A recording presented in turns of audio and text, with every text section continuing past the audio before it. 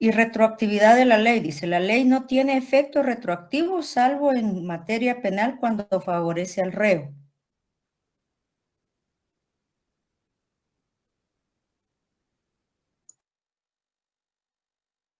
Gracias, Nidia. Si se dan cuenta, la Constitución es bastante clara y concisa, ¿verdad?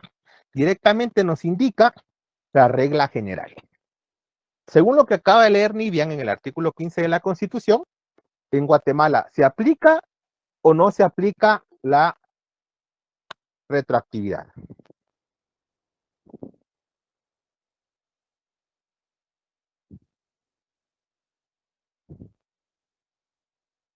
Según lo que establece la Constitución, ¿en Guatemala se aplica o no se aplica la retroactividad? ¿Cuál sería la regla general? Ana Gabriela. Perdón, licenciado, que no, salvo en las excepciones que se leyeron que era desde el ámbito penal. Gracias, gracias. Bien, como lo decía Ana Gabriela, la regla general entonces es que en Guatemala no se aplica la retroactividad. Esa es la regla general. No se aplica la retroactividad.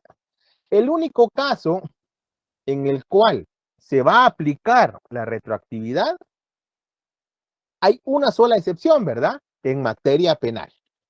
Pero ojo, no lo deja abierto a toda la materia penal. ¿Sí? Lo delimita y lo condiciona, porque nos dice, en materia penal, solo cuando favorezca al reo. ¿Sí? Podrá ser materia penal, pero si no favorece al reo, no se puede aplicar. ¿Qué dice el artículo 7 de la ley del organismo judicial? ¿Quién me haría favor de leerlo? Artículo 7 de la ley del organismo judicial. Adelante, Heidi.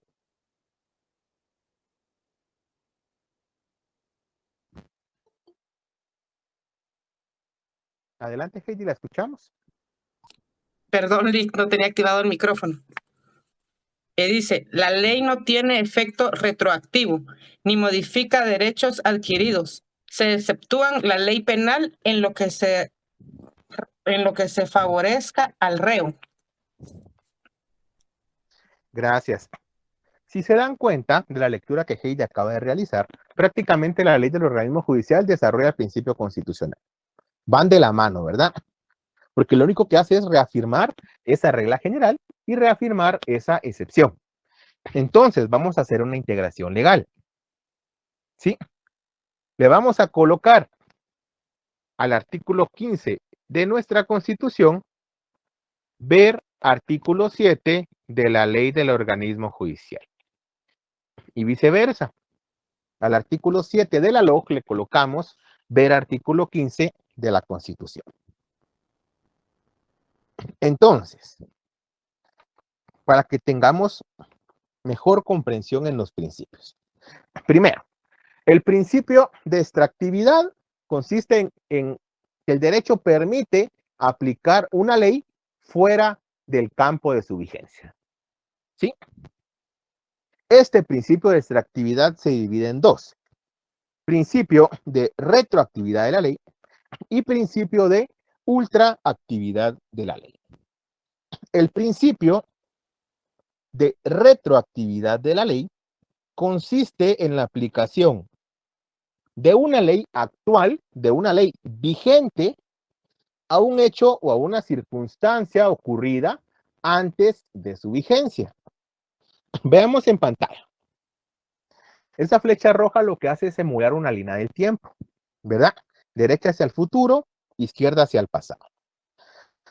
Supongamos que hoy, yo tengo hoy y pues tenía la fecha del lunes, ¿verdad?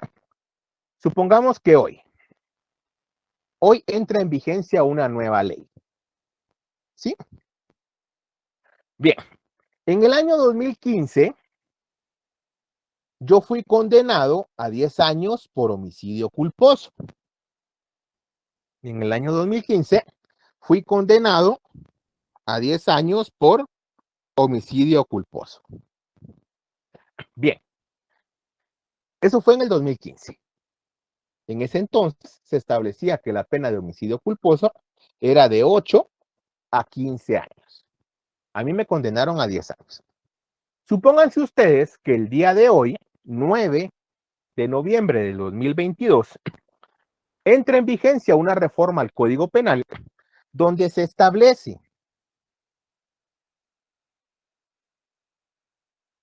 que a la persona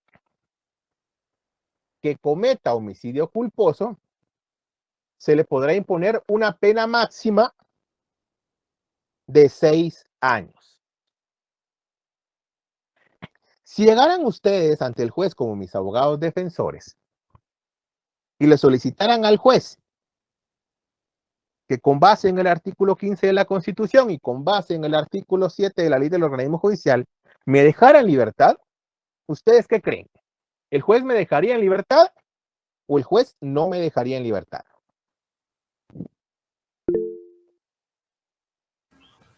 Adelante, Lucrecia. Buenas noches, licenciado. Yo considero que sí lo dejaría en libertad porque ya cumplió los 6 años que la ley está estableciendo hoy. Entonces, ¿pero cuál sería la regla general que se aplica, Lucrecia?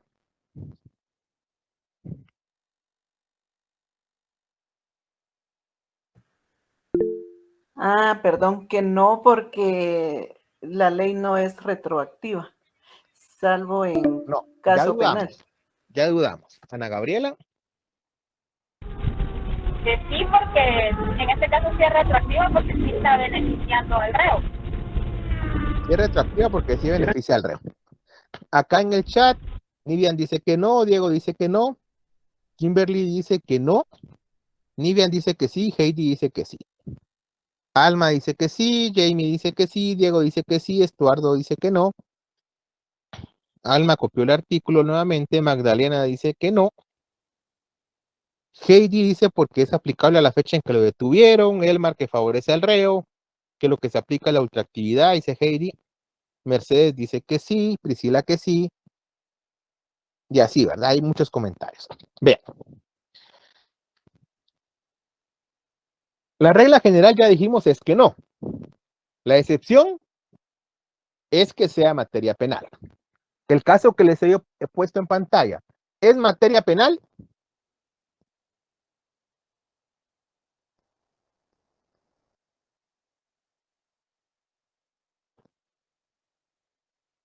¿Es materia penal o no es materia penal?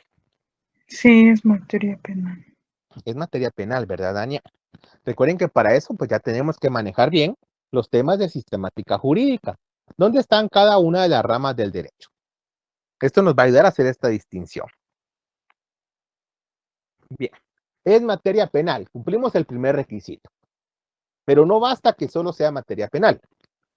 ¿Será que beneficia al reo? Sí. Sí beneficia al reo.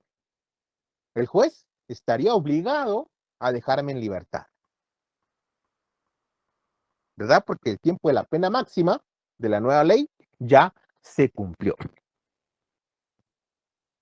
Imagínense que alguno de ustedes fue condenado por X delito, pero que el día de mañana entra en vigencia una ley donde deja sin efecto ese delito. ¿Se aplicaría la retroactividad ahí para que ustedes salgan libres?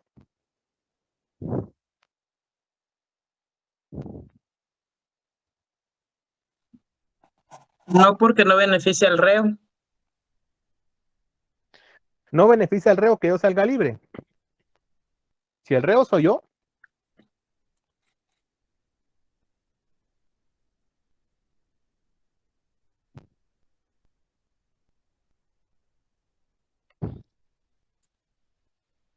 nuevamente, si alguno de nosotros ha sido condenado hace algunos años por un delito y el día de mañana entra en vigencia una reforma al Código Penal donde ese delito es derogado, es dejado sin efecto o deja de existir, ¿nosotros saldríamos libres o no saldríamos libres? ¿Se aplicaría la retroactividad de la ley o no se aplicaría?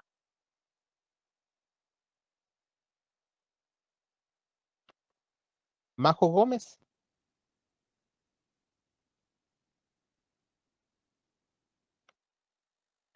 Yo creo que sí, licenciado.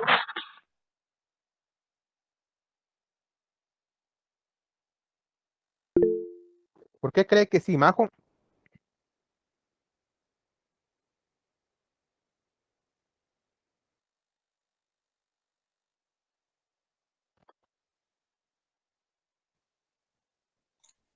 ¿Por el tiempo? Por el tiempo, pero ¿por qué? Tenemos que razonar nuestra respuesta, si no, se convierte en una mera adivinanza. Oscar, Sí aplica porque se cumplen las dos condicionales, que es de materia penal y beneficia al reo. gracias Oscar, es materia penal y beneficia al reo. Supongamos que a mí en el 2015 me condenaron por el delito de hurto agravado. En el 2015 me condenaron por el delito de hurto agravado a 9 años de prisión. Pero el día de hoy entra en vigencia una reforma al Código Penal donde se establece que la pena máxima por el delito de hurto agravado ya no va a ser de 9 años, sino va a ser de 25 años. Si el fiscal del Ministerio Público fuera ante el juez y le pidiera que mi pena se modificara de 9 años a 25 años, ¿eso procedería o no procedería? No, ¿Qué argumentarían ustedes como mis abogados defensores?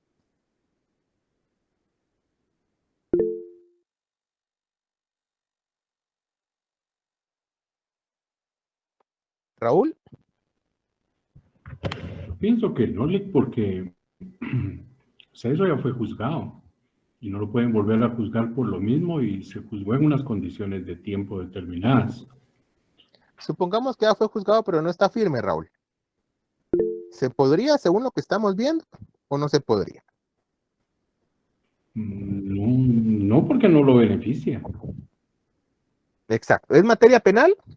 Sí, pero no lo beneficia. Pero o no sea, lo beneficia. Lo agrava, entonces no, realmente no. No, porque, No, dice Raúl. pues hasta donde yo entiendo, habría que, no sé si ahí aplica llegar del fiscal, ¿verdad? Promover una casación. No, no llegamos a tanto. Con Pues, el pero con el tema que estamos viendo, ¿aplica o no aplica? no. Si ustedes fueran mis abogados defensores, no. Dice. Mercedes Galicia, ¿qué piensa usted? Sí, buenas noches, licenciado, que no, Sí, no buenas noches. aplicaría porque según el artículo 15 que usted nos dio y el artículo 7, pues no favorece al reo, entonces no aplicaría. No aplicaría, ¿verdad? Porque solo aplica en materia penal, pero cuando favorezca al reo. Imagínense que a mí me condenaron por el delito de incendio. A mí me condenaron en el año 2015, me condenaron a 15 años. Pero el día de ayer entró una reforma al Código Penal en vigencia en el que establece que la pena máxima es de 12 años. ¿Ustedes como mis abogados defensores irían ante el juez a solicitar que mi pena sea reducida o no? Con base en el principio de retroactividad de la ley.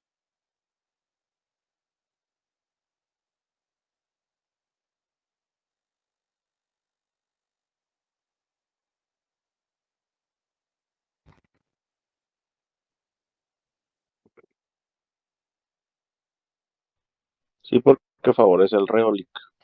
Favorece al reo, ¿verdad? No voy a salir libre, pero sí es materia penal y sí me favorece, porque yo voy a estar menos años en prisión. ¿Tenemos claro lo que es el principio de retroactividad de la ley? Una ley actual, una ley vigente hoy, se aplica a un hecho ocurrido antes de que esta ley entrara en vigencia. ¿Sí? Raúl. Una pregunta, que en el mismo ejemplo, pero sigamos los tiempos fueran que, por decirle algo, eran 20 años, ¿verdad? y le subí y le bajaron, pero él ya llevaba 18.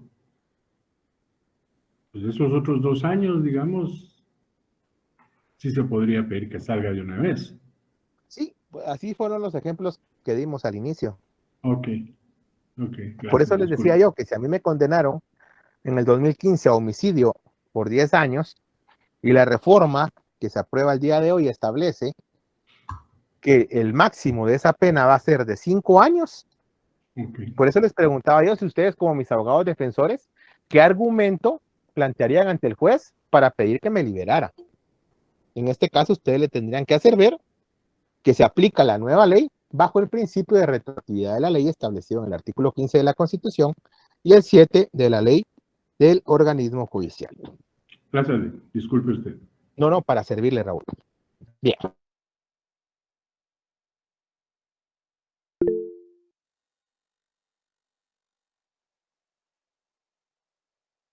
Heidi, adelante. Licenciado, disculpe, un ejemplo de ultraactividad. Paso a paso, Heidi. Ya cambiamos la pantalla. Gracias, Lee. Bien. En el principio de ultraactividad de la ley, aquí lo que se da es lo siguiente. Lo que se busca es que se aplique en la actualidad una ley que ya no se encuentra vigente, pero que el hecho o la circunstancia que se está juzgando en la actualidad sucedió o aconteció cuando esa ley sí estaba vigente. ¿Sí? Eso quiere decir que la ultraactividad se da cuando se busca la aplicación de una ley que ya no se encuentra vigente en virtud de un hecho que fue realizado cuando ésta todavía estaba vigente. Bien, veamos el ejemplo.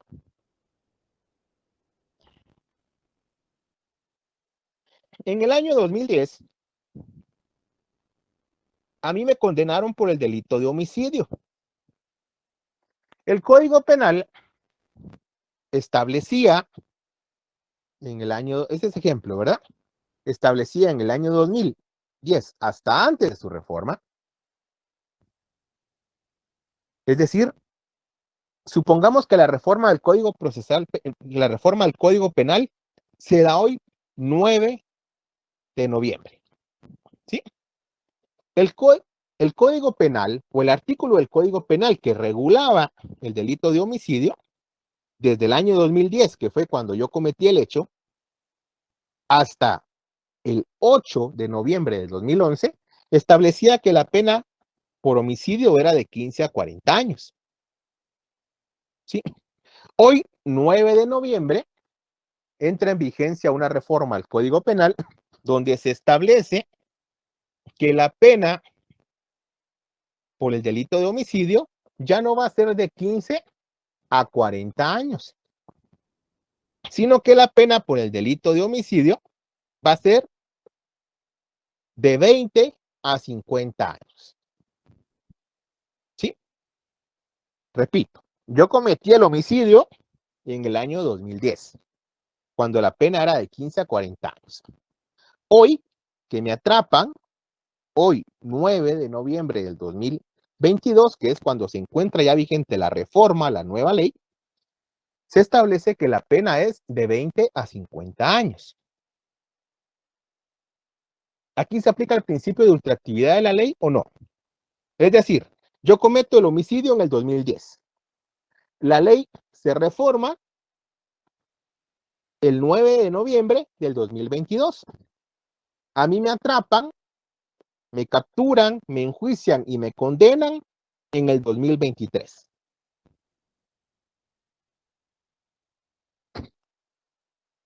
Según lo que establece la doctrina, ¿se aplicará el principio de ultraactividad de la ley?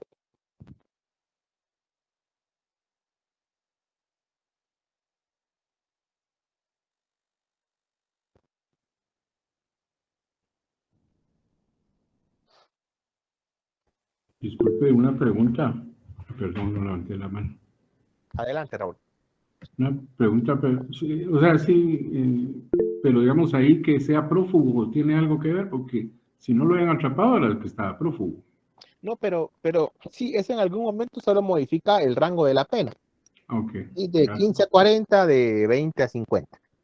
Eso modifica el rango.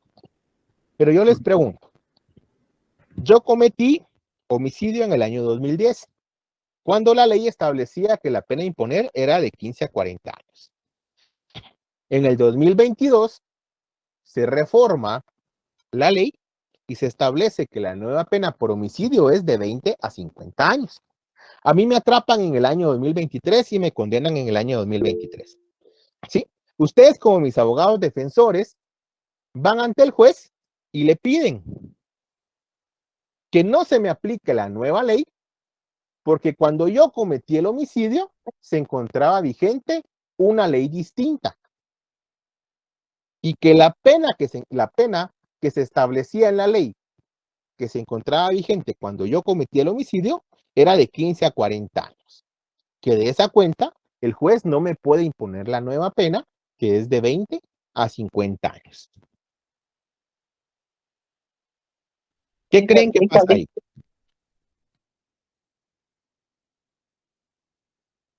Se aplica, pienso yo, porque dice que la ultraactividad de la ley, la aplicación de una ley no vigente, o sea, es la aplicación de una ley que ya no está vigente. En cuanto a hechos que se hayan producido durante su vigencia, es lo que yo entiendo, Lic.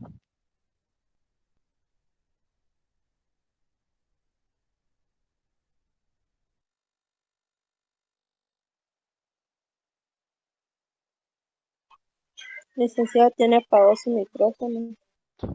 Gracias, Erika. Si ustedes fueran los jueces y tenieran que resolver, ¿qué resolverían?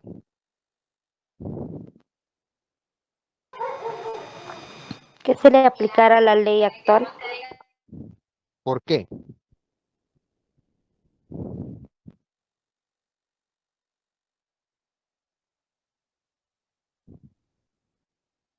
Erika, Ana Gabriela y luego Raúl. Porque es la ley que está en vigencia, Lic.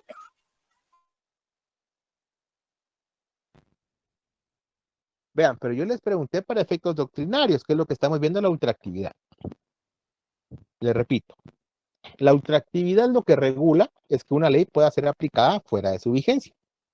En el caso que a un hecho que se está juzgando en la actualidad se le aplique la ley que estuvo vigente al momento de cometer ese hecho.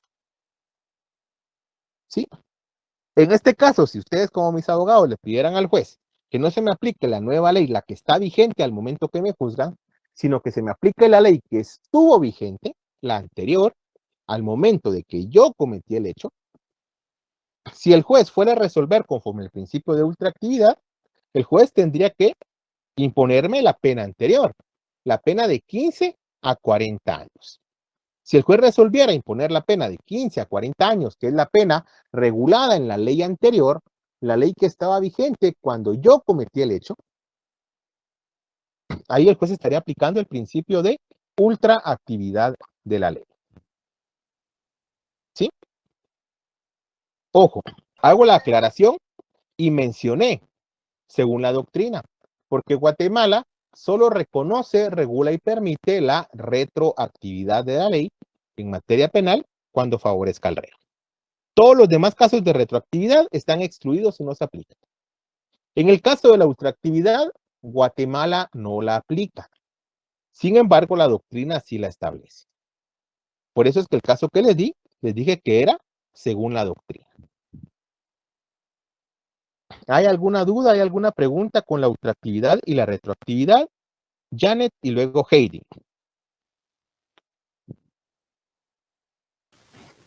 Gracias, licenciado. Solo una pregunta. En este caso, por ejemplo, si fuera retroactividad, ¿el juez está obligado o él puede elegir aplicarlo o no? No. Cuando una ley está vigente, ¿podemos elegir?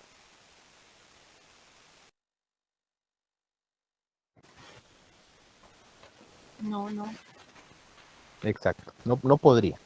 El juez tiene que acatar la norma. Recuerden que la norma, eso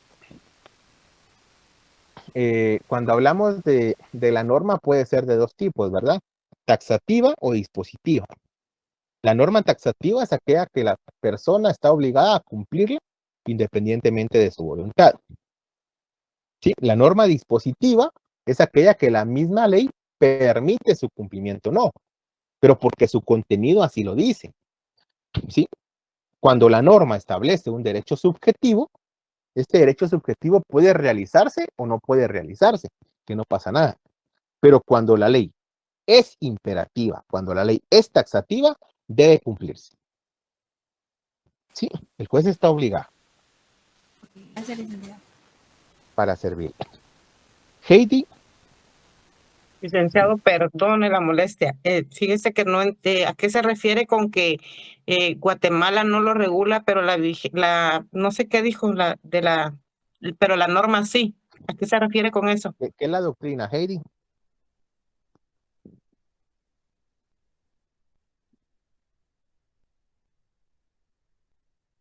¿Son las leyes, Lic? No, no son las leyes. ¿Qué es la doctrina?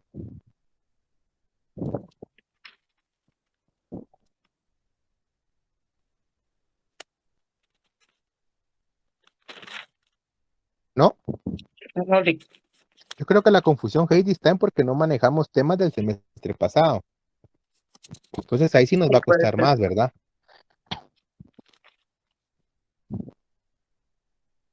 Vea, yo decía, la doctrina, aclarando, es una fuente formal del derecho. Las doctrinas son todos aquellos estudios, investigaciones o análisis que realizan los estudiosos de derecho para poder ordenarlo, para poder sistematizarlo con fines eminentemente teóricos. Esto quiere decir que la razón de ser de la doctrina es, primero, que la persona que estudia la ley la comprenda. ¿Sí? Segundo, que la persona que aplique la ley la pueda aplicar de mejor manera.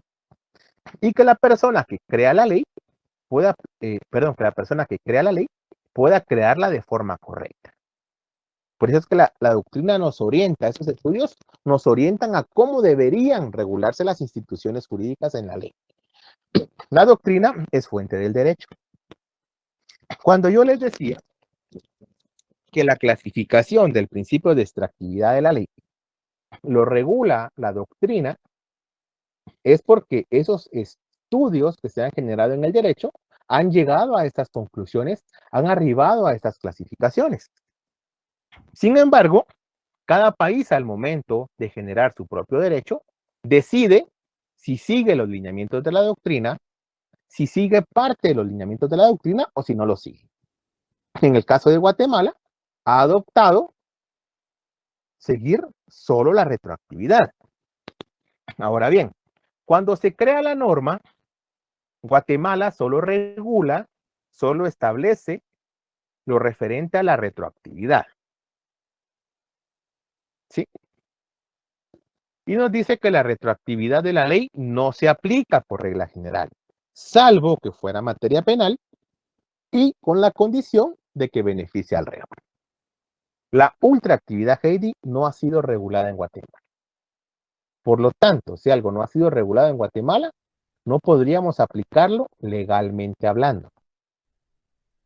¿Sí? Por eso yo les dije, el caso que les estoy dando es conforme a lo que regula la doctrina. Gracias, licenciado. Muy amable. Para servir. Raúl y luego Diego.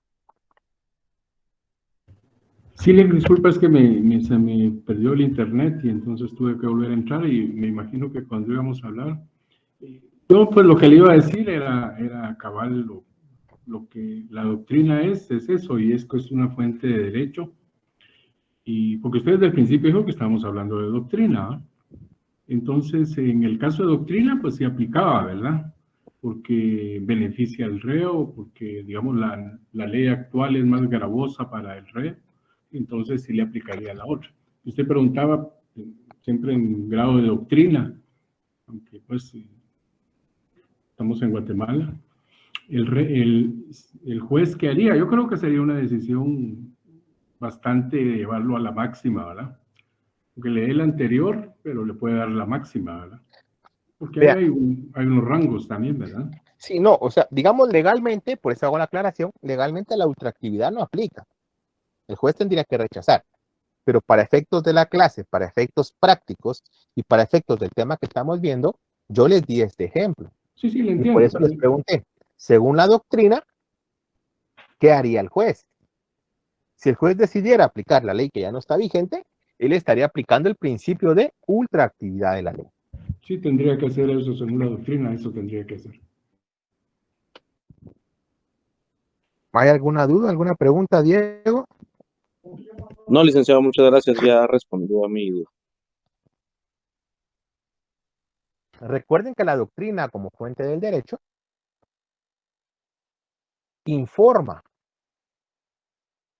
al derecho para su creación. ¿Sí? Por ejemplo, en el tema de la vigencia hay dos sistemas de entrada en vigencia. Sistema sincrónico, sistema sucesivo. Guatemala solo adopta uno. Por ejemplo, ¿verdad? Guatemala solo adopta uno. Que es el sistema sincrónico. ¿Sí? La doctrina lo que hace es analizar el derecho, estudiar el derecho, generar conclusiones, organizarlo, establecer reglas para su aplicación, reglas para su conocimiento y reglas para su creación. Sin embargo, nadie está obligado a regular en la ley todo lo que la doctrina establece. La doctrina solo nos da parámetros para informarnos, para ayudarnos a crear la ley. En el caso guatemalteco se decidió al momento de emitir la Constitución y la ley del organismo judicial que únicamente se iba a aplicar la retroactividad. La ultraactividad no. ¿Seguros que no hay dudas, no hay preguntas? No, César, adelante. Claro. Licenciado, entonces, buenas noches. Con una consulta, entonces, cuando habla de doctrina, ¿estaría haciendo lo mismo que jurisprudencia? No, no. No es lo mismo, César. No es lo mismo. Ahí seguimos confundiendo temas del semestre anterior. La jurisprudencia es otra fuente formal del derecho. La jurisprudencia es la interpretación que realizan los máximos tribunales de justicia de la norma jurídica en casos concretos. Hay jurisprudencia cuando hay una serie de sentencias o de fallos seguidos en un mismo sentido sobre una misma situación y que no son interrumpidos por otro en contrario. ¿Sí? No confundamos, César, lo que es la doctrina legal con la doctrina. Son dos cosas diferentes. Gracias. Para servir. La doctrina legal, César, es la que sienta la Corte de Constitucionalidad cuando dicta 3 fallos en apelación de amparo, 3 fallos en amparos en única instancia o 3 fallos en inconstitucionalidad en caso de carácter general. Sí, si estos 3 fallos son seguidos, no interrumpidos por otro en contrario, en un mismo sentido sobre un mismo tema, es doctrina legal. ¿Sí? Es esa interpretación de los jueces. Por ejemplo, el tema de los 029. No obstante, una persona esté contratada bajo el renglón 029, cuando esta persona se le exige horario, se le exige que marque, por ejemplo, en un control biométrico, se le exige que marque con huella dactilar, se le exige que marque con el rostro o que se anote en un libro de asistencia. Cuando a esta persona se le dan instrucciones en forma continua, no obstante esté contratado por 029, ya la jurisprudencia, la interpretación de la Corte de Constitucionalidad, en este caso doctrina legal, estableció que es una simulación laboral y que éste debe ser considerado trabajador permanente.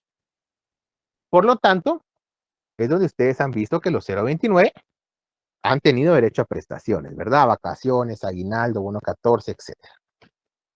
Esa es doctrina legal, César. Doctrina legal también es, por ejemplo, el caso que no puede despedirse a una dama en estado de gravidez, salvo que se cuente con autorización judicial por alguna de las causales que la ley establece. Eso no lo establece la ley per se como tal, pero ya es la interpretación que han realizado los máximos tribunales de justicia. Eso es doctrina legal. Doctrina legal es un símil de jurisprudencia, un equivalente, pero doctrina propiamente dicha es el estudio que se realiza acerca del derecho, con fines eminentemente teóricos o eminentemente doctrinarios.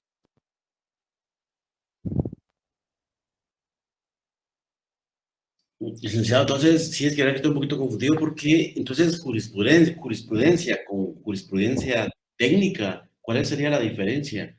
Es que viera que son similares los conceptos, No, ¿sabes? no son similares, o sea, suenan igual porque todos llevan la palabra jurisprudencia, César, pero la institución jurídica como tal es distinta. ¿Qué es la jurisprudencia técnica, César?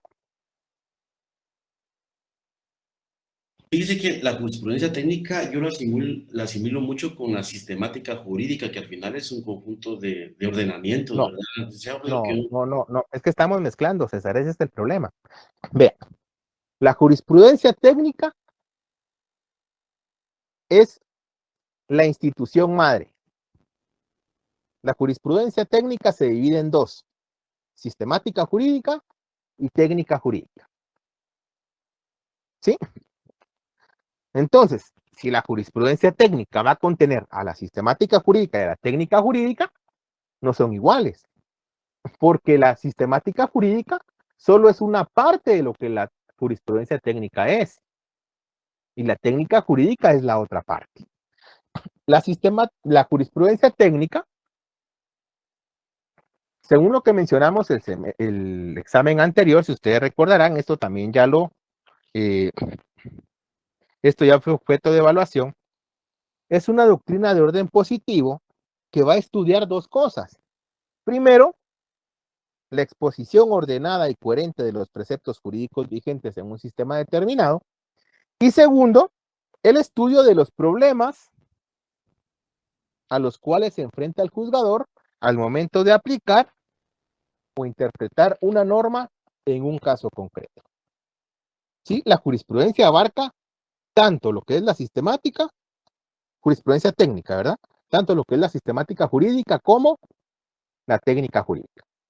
Cuando ya hablamos de sistemática jurídica, únicamente nos estamos refiriendo a esa exposición ordenada y coherente de los preceptos jurídicos, las disposiciones jurisprudenciales y legales que se hayan vigentes en una época y lugar determinado. Cuando hablamos ya de la técnica jurídica, estamos refiriéndonos al arte de interpretar y aplicar la norma jurídica en un caso concreto y al estudio y solución de todos aquellos problemas a los que se enfrenta el juzgador. Es decir, la jurisprudencia técnica, César, cuando usted define jurisprudencia técnica, tiene que hacer alusión a los dos, a sistemática jurídica y a técnica jurídica. Porque prácticamente la jurisprudencia técnica es la madre de la sistemática jurídica y la madre de la técnica jurídica. Ya para su estudio, esa jurisprudencia técnica se desglosa en sistemática jurídica y en técnica jurídica. Pero jurisprudencia técnica es una cosa y jurisprudencia como fuente del derecho es otra. No es lo mismo. Jurisprudencia, solo jurisprudencia, es esa fuente formal del derecho que consiste en la interpretación que realizan los máximos tribunales de justicia de la ley en un caso concreto. Sí, ya jurisprudencia técnica es otra cosa completamente diferente. No porque lleve la palabra jurisprudencia va a ser lo mismo, se va a confundir. Ahí tenemos que tener bastante cuidado. Muy amable. Para servirle. Bien. Para culminar entonces vamos a desarrollar el conflicto de leyes en el espacio. Cuando nosotros nos referimos al conflicto de leyes en el espacio, tenemos que tener en cuenta varios elementos. Primero que todo, Eduardo García Maínez, en su libro de Introducción al Derecho, establece una definición y nos dice que el conflicto de leyes en el espacio es aquella coexistencia de preceptos jurídicos o legales relativos a los mismos hechos, pero que pertenecen a sistemas jurídicos cuyos ámbitos de vigencia son distintos. Veamos, ¿a qué nos referimos con el ámbito de validez de la norma, o a qué nos referimos con el ámbito espacial de validez de la norma. Evelyn Sosa, ¿qué es el ámbito espacial de validez de la norma?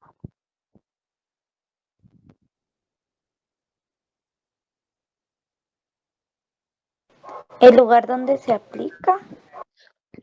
Muy bien, el lugar donde se va a aplicar la norma.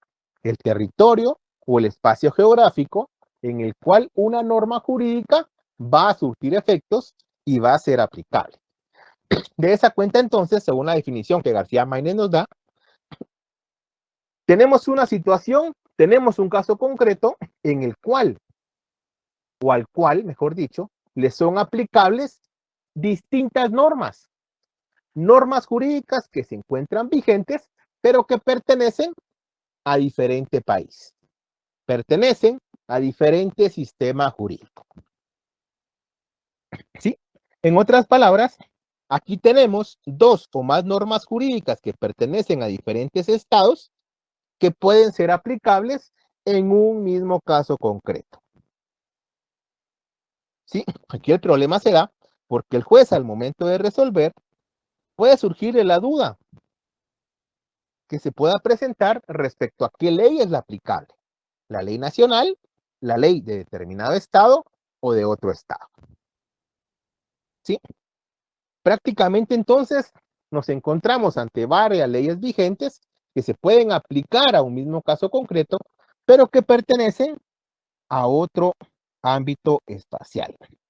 Aquí se abre la puerta a la posibilidad de la aplicación extraterritorial de la ley en el estado.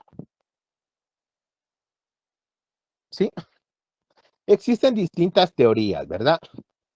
Tenemos las teorías positivas, tenemos las teorías negativas y las teorías relativas. Las teorías positivas son aquellas que admiten o permiten la aplicación extraterritorial de las leyes extranjeras de manera absoluta en el estado. Es decir, que las teorías positivas permiten que en Guatemala se apliquen leyes de otro estado sin distinción alguna. Las teorías negativas niegan la posibilidad de que se aplique la ley extranjera en Guatemala.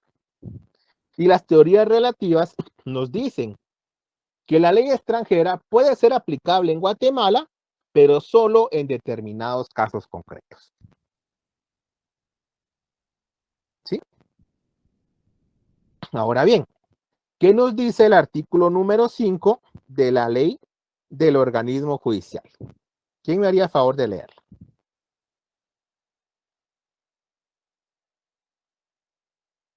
Yoli.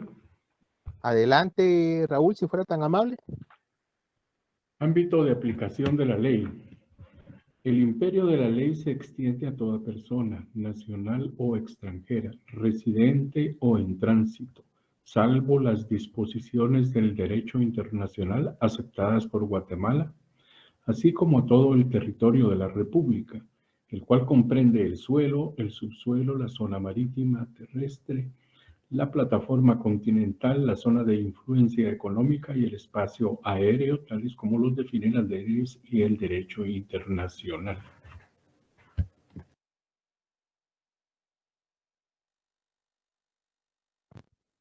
Gracias, Raúl.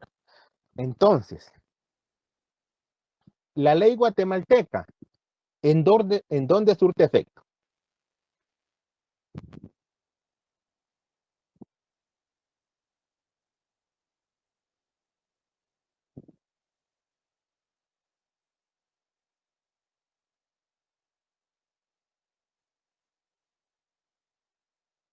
Todo el territorio. En todo el territorio nacional. ¿Y cuál es el territorio nacional? Suelo, subsuelo, plataforma. Zona de influencia. Estamos bastante bien. Eso según lo que establece el artículo 5 de la ley del organismo judicial. Pero según la Constitución, tenemos que ir a lo que establece el artículo 142 de la Constitución, ¿verdad? Al artículo 5 de la LOC le colocamos ver artículo 142 y al 142 de la Constitución le colocamos ver artículo 5 de la LOA. Ahí nos dice cuál es el territorio nacional. Entonces, ya sabemos cuál es el territorio de Guatemala. La ley surte efecto en todo el territorio nacional.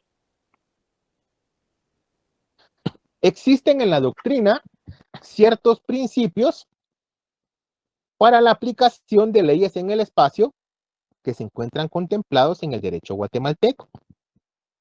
Estos son el principio de territorialidad de la ley, principio de personalidad de la ley, principio de leyes en el lugar y principio de reciprocidad de la ley.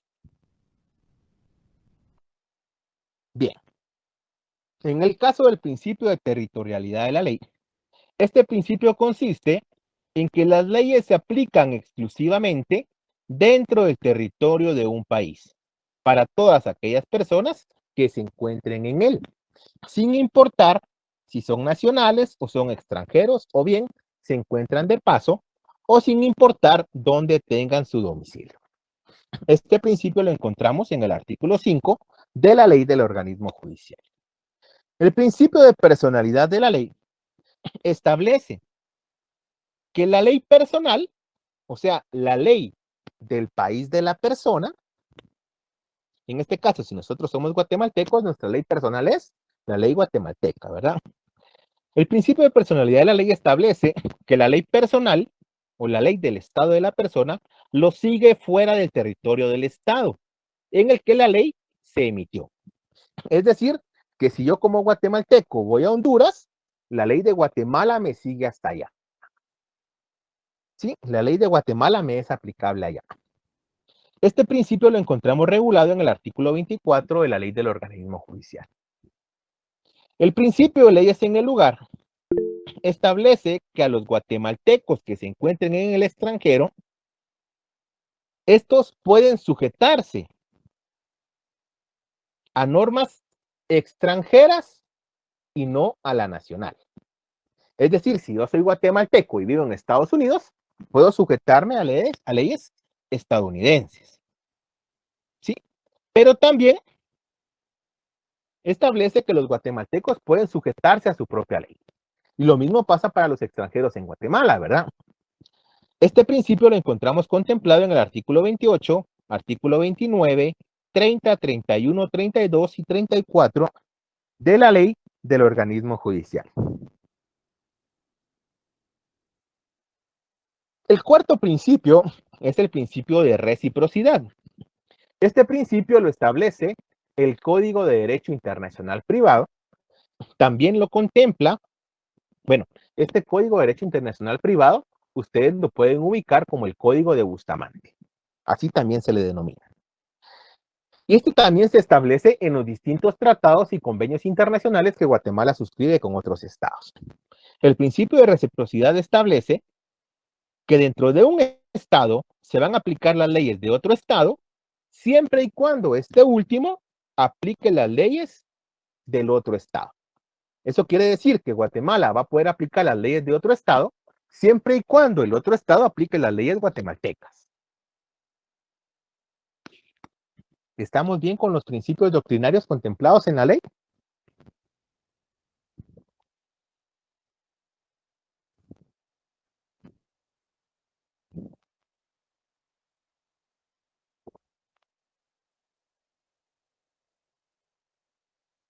Evelia, adelante.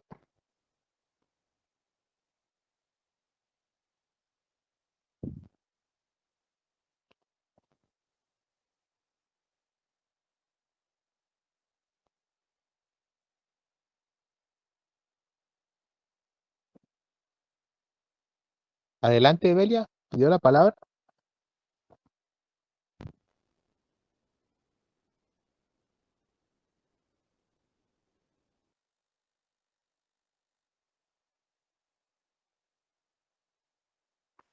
Bien. Esos son los principios doctrinarios regulados en el derecho guatemalteco. Aunado a ello, la ley del organismo judicial contempla del artículo 24 al artículo 35 la aplicación de esos principios que hemos ido platicando. De esa cuenta, yo les quisiera pedir que nos ubiquemos en el artículo 24 de la ley del organismo judicial.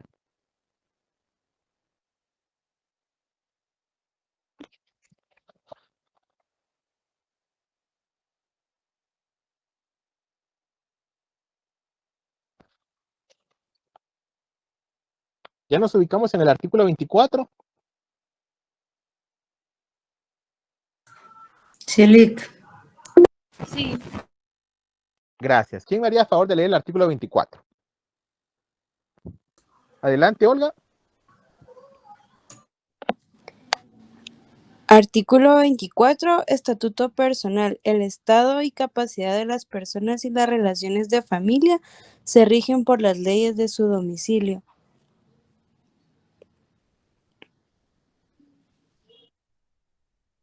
Bien. Para comprender este artículo, tenemos que auxiliarnos de también lo que hemos ido viendo con anterioridad. ¿Qué es el estado civil de las personas?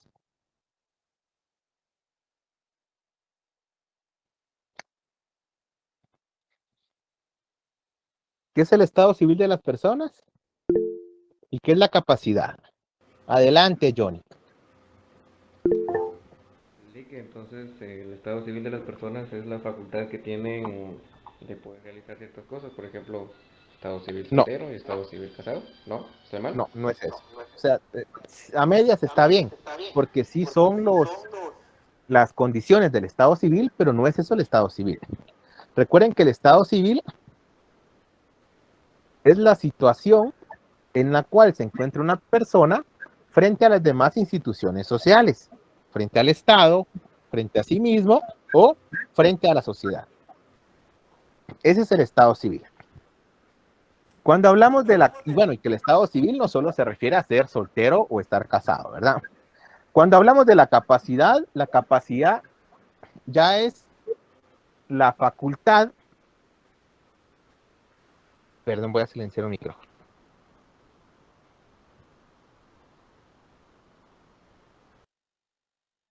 Gracias. Bien, la capacidad es la aptitud que tiene una persona o la facultad que tiene una persona para ejercer derechos y obligaciones por sí mismo. Entonces, el artículo 24 de la ley del organismo judicial nos dice que el estado y la capacidad de las personas y las relaciones de familia se rigen por las leyes de su domicilio. Supongamos que ustedes son gerentes de un restaurante o son los dueños de un restaurante. Vienen dos personas de nacionalidad beliceñas, bastante jóvenes, y les piden que ustedes les vendan bebidas alcohólicas. Ustedes, como los ven bastante jóvenes, les piden que se identifiquen. Ellos les presentan su pasaporte y ustedes se percatan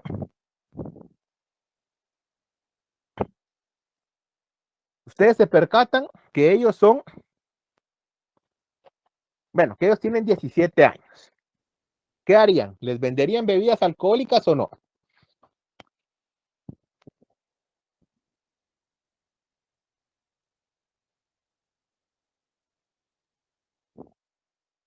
No, Lick. En este caso no, ¿verdad? Porque el artículo 24 hace relación a los guatemaltecos, primero. Segundo, en el caso de los extranjeros, lo referente al Estado y la capacidad civil ya se rige por el artículo 26. Les cambio el ejemplo. Si ustedes se fueran de viaje a Estados Unidos, supongamos que ustedes tienen 19 años de edad. Ustedes llegan a X estado de los Estados Unidos y en determinado restaurante ustedes piden bebidas alcohólicas. El gerente del restaurante les pide que se identifiquen y él les dice que no les puede vender bebidas alcohólicas porque ustedes no han cumplido la mayoría de edad para Estados Unidos. ¿Qué les diría? ¿Cómo se defendería? Que las leyes de mi país sí me lo permiten. En este caso, Beverly, que las leyes de su país sí se lo permiten. Entonces, Para usted, que es guatemalteca y que le aplica el artículo 24, le tendría que decir que su estado y su capacidad civil se rigen por las leyes de su domicilio, es decir, por las leyes de Guatemala. Eso nos lleva a pensar que si usted para Guatemala es mayor de edad, va a ser mayor de edad en el resto del mundo. ¿Sí? Recordemos que el artículo 8 del Código Civil establece que la mayoría de edad se alcanza con los 18 años. Bien. ¿Qué dice el artículo 26? El estado y la capacidad de la persona individual extranjera adquiridas conforme a su ley personal, o sea, la ley de su país, será reconocido en Guatemala si no se opone al orden público. Ahora sí les coloco el mismo caso. Son dueños de un restaurante, vienen dos ciudadanos de otro país, ellos les demuestran que tienen, en este caso, 16 años y les piden que les vendan bebidas alcohólicas. ¿Ustedes les venderían bebidas alcohólicas? No. No, licenciado. ¿Por qué no? ¿Por qué no? Porque son menores. ¿Menores dónde y para quién?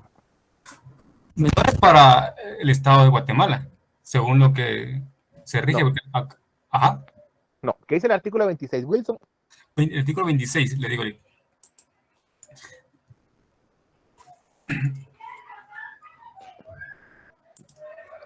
Muy bien, dice, el estado y capacidad de la persona individual extranjera adquiridos conforme a su ley personal será reconocido en Guatemala si no se opone al orden público. Bien, supongamos, Wilson, que ellos les presentan su pasaporte y le hacen saber que en su país la mayoría de edad se adquiere a los 16 años. ¿Usted les vendería bebidas alcohólicas? No, licenciado, porque aplicaría la ley de Guatemala. Sí, pero o sea, en este caso, ellos sí son mayores de edad. Para Guatemala son mayores de edad. Porque para la capacidad y el estado civil se les aplica su ley. Para Guatemala son mayores de edad. La prohibición está, Wilson, aquí está la clave, en que esto se va a aplicar siempre y cuando no se oponga al orden público guatemalteco. ¿Sí?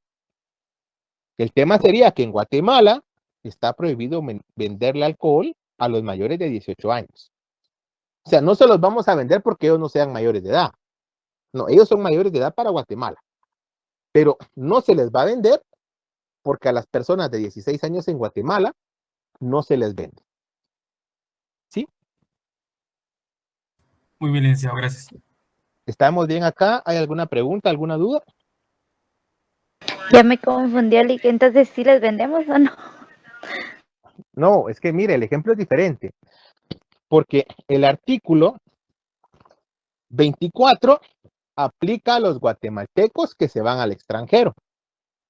El artículo 26 aplica a los extranjeros que vienen en Guatemala.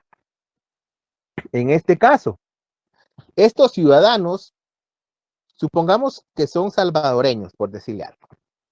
Y ellos nos demuestran, supongamos ese ejemplo, que en El Salvador la mayoría de edad se adquiere a los 16 años. ¿Sí?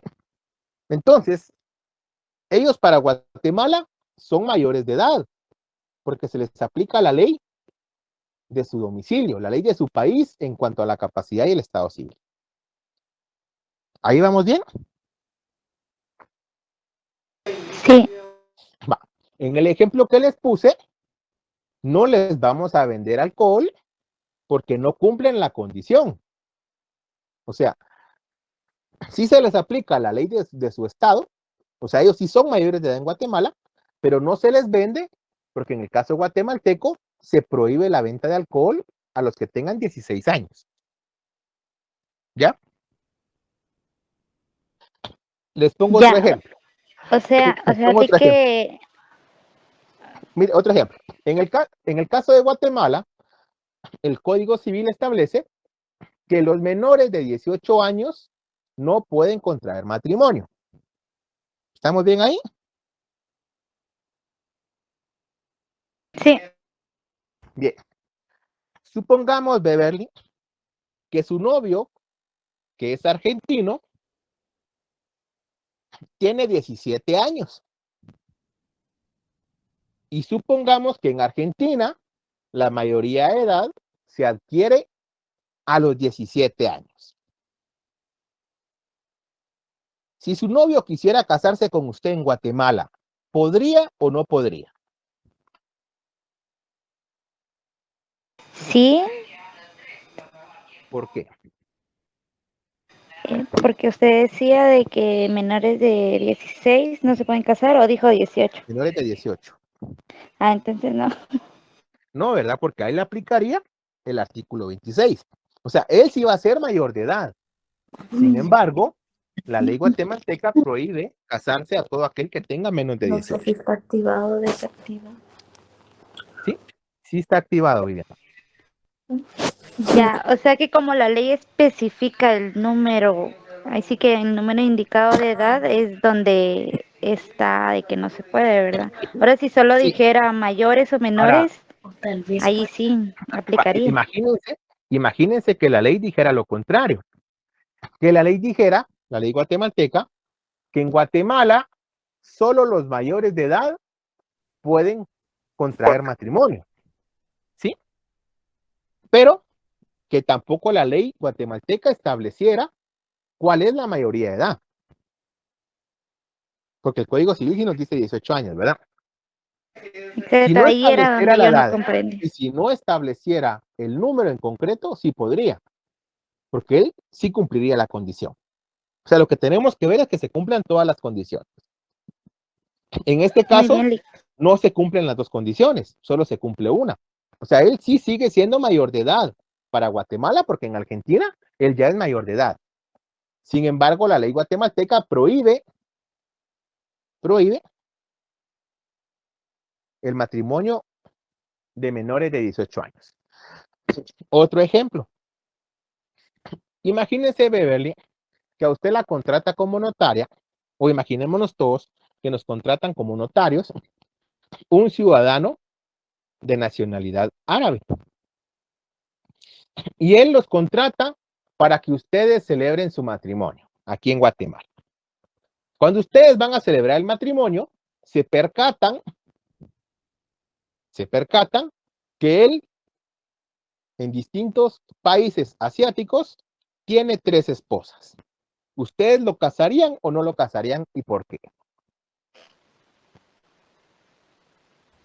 ahora no está permitida la ¿qué es? Bigamia. Bigamia no está permitida en Guatemala. Exacto, o sea, no porque esté prohibida expresamente, sino porque en Guatemala un requisito para contraer matrimonio es que la persona se encuentre en libertad de estado. ¿Verdad? O sea, que la persona no esté casada ni unida. Entonces, en este caso, el señor no podría casarse porque a pesar que la ley de su país lo permite, la ley guatemalteca sí lo prohíbe. ¿Vamos bien ahí? Solo para afirmar. Entonces, el problema emana cuando las dos, ¿cómo podría decirlo? Las dos leyes se contradicen, pero pongamos, en el país de él, el árabe, se pueden casar con 3, 4 mujeres, pero en Guatemala solo pueden contraer nupcias los que no están casados, ¿verdad? Ahí es donde está el problema. Sí, el problema no es porque la ley de él no lo permita, sino es porque la ley guatemalteca no lo permite. Exacto. Gracias. O sea, por eso yo les estoy poniendo varios ejemplos, pero lo que tenemos que tener presente es lo que la ley regula. El artículo 24, nuevamente. Artículo 24, el estado y la capacidad de las personas y las relaciones de familia se rigen por las leyes de su domicilio. Artículo 24 se refiere a los guatemaltecos en el extranjero. Artículo 26. El estado y la capacidad de la persona individual extranjera adquiridos conforme a su ley personal, o sea, la ley de su estado, será reconocida en Guatemala si no se opone al orden público. Está hablando de extranjeros en Guatemala. ¿Sí? Nosotros le vamos a reconocer todo lo que su ley establezca respecto al domicilio, respecto al estado civil y a la capacidad, siempre y cuando la ley guatemalteca no lo prohíba. ¿Sí? Raúl y luego Diego. Gracias, Lick. Es que como uno se pone a imaginarse, ¿verdad? Lo primero que veo yo, que no tiene nada que ver directamente, pero digamos, si es un árabe que se viene a casar con una guatemalteca, de plano que perjudica a la guatemalteca, ¿verdad? Pero eso es otra cosa, pero así sería, porque la ley en realidad no le permite. Ahora, ¿qué pasa con esas modas que hay, digamos, de la antigua como destino turístico y que se vienen a casar árabe hombre, árabe mujer, con sus leyes Vea, de allá, es que, y no, se vienen a casar aquí? ¿Eso se puede hacer? vea, mire, son varias cosas. Por eso les digo yo, tenemos que estar atentos a lo que la ley establece y a lo que el ejemplo nos está dando. Si viniera un ciudadano árabe a casarse con una dama guatemalteca, pero él estuviera soltero en su país, ¿se podría casar o no se podría casar? Sí. Sí, ¿verdad? Porque no hay prohibición. Por eso la condición es, Que será reconocido por Guatemala si no se opone al orden público. O sea, si no se opone, sí se le aplica su derecho. Si se opone, no se le aplica. Que esté libre en su estado. Exacto. Sí, por eso ese es un ejemplo, ¿verdad? Ahora, Raúl, Guatemala solo regula el matrimonio civil ante las leyes guatemaltecas. Quien no se case en Guatemala bajo esos términos, para Guatemala ese matrimonio no existe. Okay. Para Guatemala. Entonces la parte 2 de mi pregunta era, como al guatemalteco lo sigue la ley, ¿verdad? Sí, pero si fuera ciudadanos, por ejemplo, árabes que vienen a casarse a Guatemala bajo sus leyes o bajo sus... Ahí habría que ver si ese matrimonio es válido en su país. Pero en el caso de Guatemala, los notarios guatemaltecos o los ministros de culto autorizados, los alcaldes o los síndicos tienen que aplicar derecho guatemalteco. Ahí no hay parada. Sí, porque... Si va a contraer matrimonio una dama guatemalteca con un extranjero, todavía el código es más severo, ¿verdad? Para proteger a la dama guatemalteca. Porque el código establece que tenemos que publicar edictos en el otro país. ¿Verdad? Para solicitar, tenemos que pedir, por ejemplo, que el estado civil consularmente venga validado. O sea, son varias cosas. Sí, a eso me refería, ¿verdad? Como protección a la dama. Ahora, Esta es la razón de ser de la ley. Pero para efectos del artículo 26, solo se les aplica su derecho extranjero en cuanto al estado civil y en cuanto a la capacidad, si no contraviene la ley guatemalteca. Ahora, la parte 2 de la pregunta era, como guatemalteco, la ley me sigue, ¿verdad? Y entonces yo me voy a vivir allá por las áreas del destino, ¿ah? Yo trabajaba en una compañía petrolera y resulto en Arabia, ¿verdad? Y me enamoro y me caso con una allá, y de repente veo otra y me vuelvo a casar. O sea, allá sí me puedo casar 3 veces. Sí, porque usted está sujeto a las leyes, del país. Recuerde que también permite el derecho internacional, no solo que el derecho lo siga, sino que usted se pueda someter a la ley del otro país. Está bueno saberlo mismo. O sea, si un extranjero se quiere venir a casar a Guatemala, tiene que seguir las reglas de Guatemala.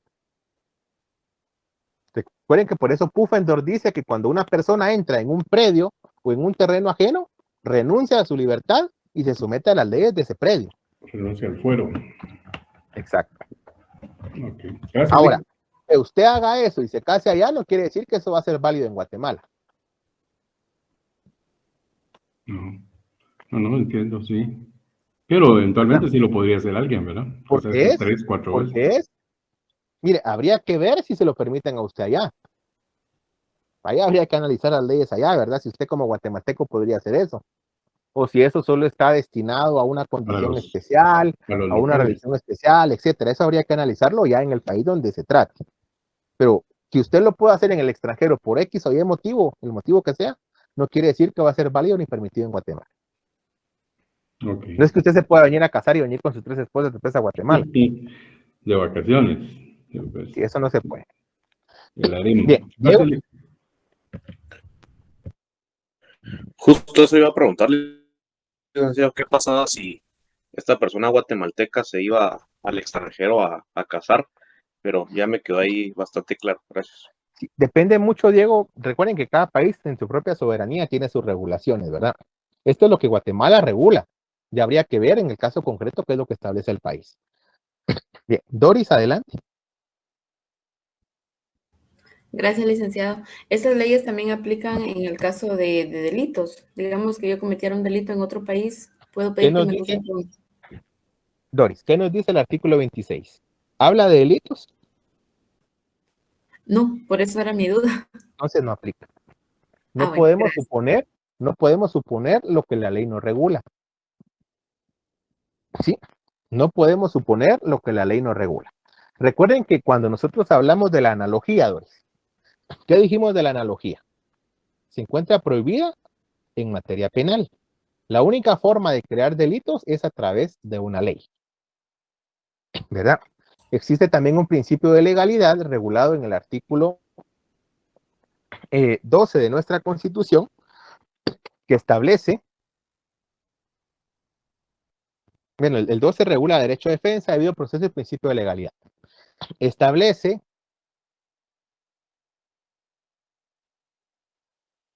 que únicamente es exigible aquello que la ley regula. ¿Sí? Por eso nos dice el artículo 12, ahorita les ubico la parte, por eso habla que ninguna persona puede ser privada de sus derechos ni haber sido citado, oído y vencido en un proceso legal ante un juez o tribunal previamente establecido. El principio de legalidad establece que tenemos que acatar lo que la ley manda. No podemos suponer o agregar aquello que la ley no establece concretamente. Si se dan cuenta, artículo 24 y artículo 26 únicamente hace alusión al Estado civil y a la capacidad de las personas. Nada más. Gracias, Bien, licenciado, muy amable. para servirle, Doris. ¿Qué dice el artículo 27? Situación de los bienes, lex rei citae. Britney Ramos.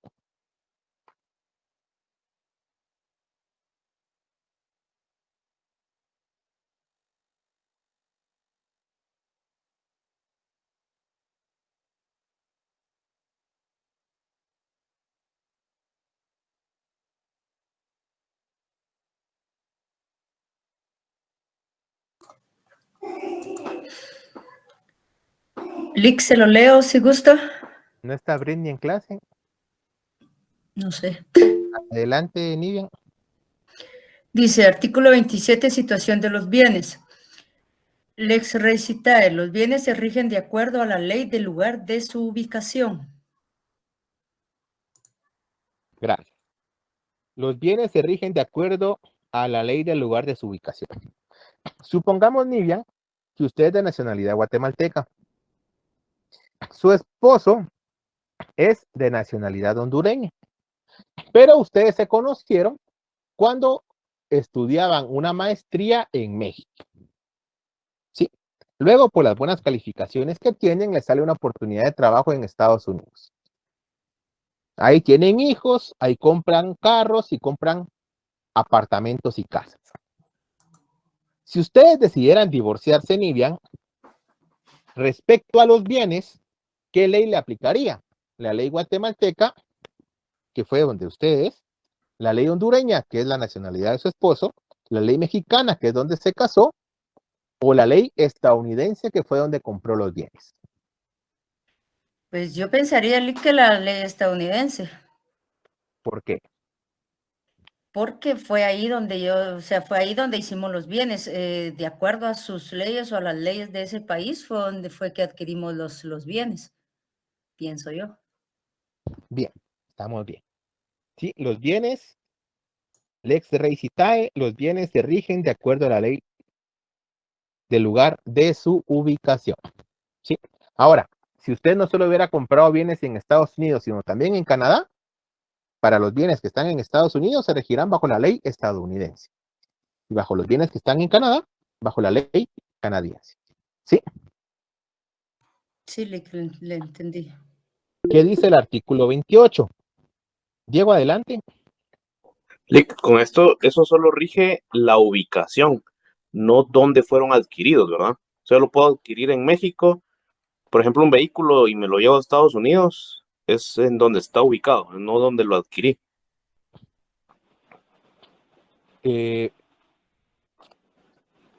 Sí, o sea, donde está registrado. Donde esté Donde está registrado. registrado, porque mire, si usted lo compra en México y se va de viaje o de vacaciones a Estados Unidos en su vehículo, el carro sigue estando registrado en México. La ubicación del carro es México. Okay. Está en el registro fiscal de vehículos de México, ¿verdad? Ahora, si usted lo que hace es que compra el carro en México y se va a vivir a Estados Unidos, usted tendría que registrar el carro en Estados Unidos. Sí, seguro. Entonces, de eso es lo que depende. Bien, formalidades externas de los actos. Locus regit actum. ¿Quién lee el artículo 28? Formalidades externas de los actos. Las formalidades extrínsecas de los actos y negocios jurídicos se regulan de acuerdo a la ley del lugar de su celebración.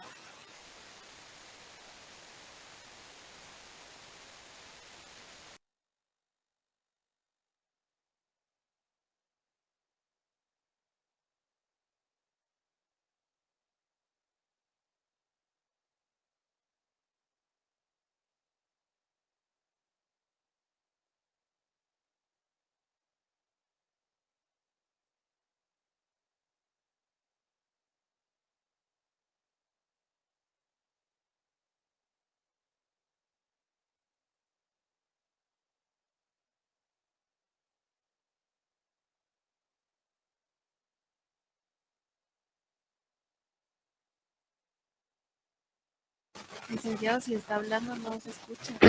Gracias, Janet. Vean, el artículo 28, formalidades externas de los actos o locus regit actum, hace referencia a las formalidades de forma, a los requisitos de forma, a las solemnidades de forma de los actos y contratos. Por ejemplo, el número de escritura pública, la fecha, el lugar en que se compra, etcétera, ¿verdad? Esos son requisitos de forma. En cuanto a los requisitos de forma de los actos o negocios jurídicos, estos requisitos se van a regular de acuerdo al lugar de su celebración. El artículo 29, la forma de validez de los actos, lex loci celebrationis, hace alusión a los requisitos de fondo. Dice: las formalidades intrínsecas de los actos y negocios jurídicos se regulan de acuerdo a la ley del lugar de su celebración. ¿Sí? ¿Cuáles requisitos de forma? Pueden ser, por ejemplo, las partes que lleva un instrumento público, las partes que lleva una escritura pública de compraventa, por decirles algo. ¿Cuáles son los requisitos de fondo? Son dos. Primero, la capacidad de las personas, que la persona que esté celebrando el acto o contrato tenga la capacidad suficiente para obligarse y ejercer sus derechos por sí mismo, o sea, que sea mayor de edad. Si no lo fuera, tendrá que ser a través de su representante legal. El segundo requisito de fondo, o la formalidad interna o intrínseca, es la voluntad de las partes. ¿Sí? Recuerden que ya hablamos de la voluntad de las partes, ¿verdad? Cuando no se cumpla con esta manifestación libre y voluntaria de las partes, porque hay algún error, porque haya dolo, porque haya mala fe, porque haya miedo o temor, esos son requisitos de fondo, ¿sí? Requisitos intrínsecos. Tenemos que separarlos. Los requisitos de forma hacen alusión a las solemnidades que deben reunir los actos o los contratos, pero son formalidades externas. Sí, formalidades que pueden subsanarse y que no dañan el negocio. En el caso de las formalidades intrínsecas o formalidades de fondo, estas sí dañan el negocio o el contrato. Es la voluntad de las partes y la capacidad. En ambos casos, tanto formalidades externas como formalidades internas, estas se rigen de acuerdo a la ley del lugar donde se celebre el acto o el contrato. Por ejemplo, Supongamos que a mí me contrata Vivian Suseli.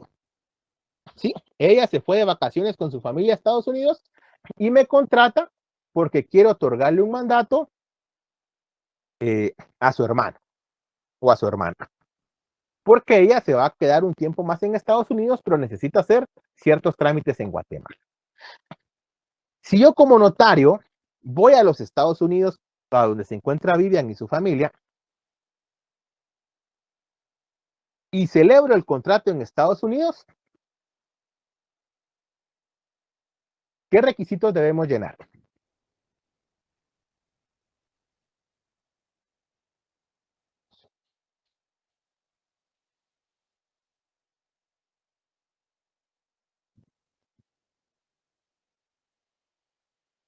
Les cambio el ejemplo, vean. Supongamos que ustedes se van a estudiar una beca a México. ¿Sí? Y ustedes, estando en México, contratan servicio telefónico celular. Ese contrato de servicio telefónico de celular, ¿qué requisitos debe llenar? ¿Los requisitos de Guatemala o los requisitos de México? Tanto de fondo como de forma. De México. Los de México, porque van a ser los requisitos de acuerdo al lugar en que se celebró ese contrato. ¿Sí? Ahora bien, artículo 30, lugar del cumplimiento de los actos, lex loci celebrationis.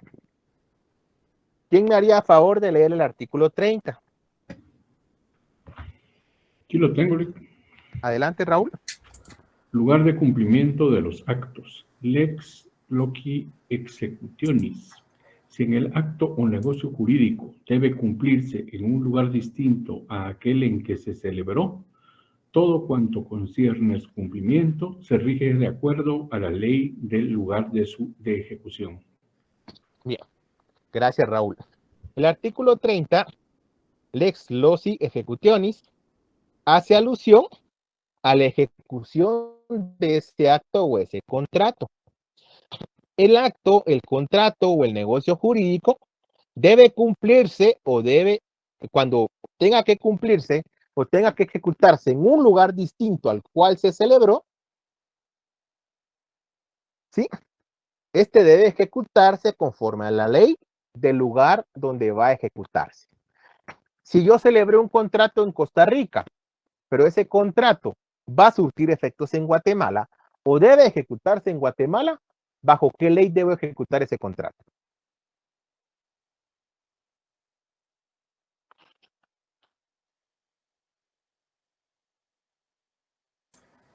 Licenciado, sería bajo la ley donde se redacte el documento, ¿verdad? No. No, de Guate. Bajo la ley de Guatemala. ¿Por qué, Raúl? Porque el 30 dice, todo cuanto concierne a su cumplimiento se rige de acuerdo a la ley del lugar de ejecución.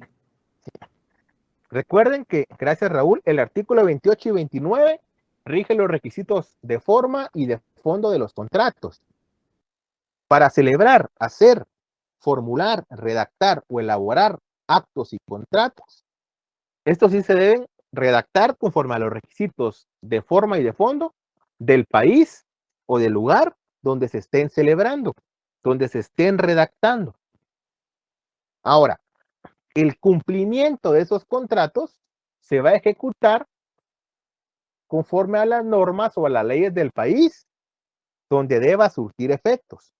¿Sí? A las leyes del país donde se va a ejecutar o se va a cumplir. ¿Vamos bien hasta acá?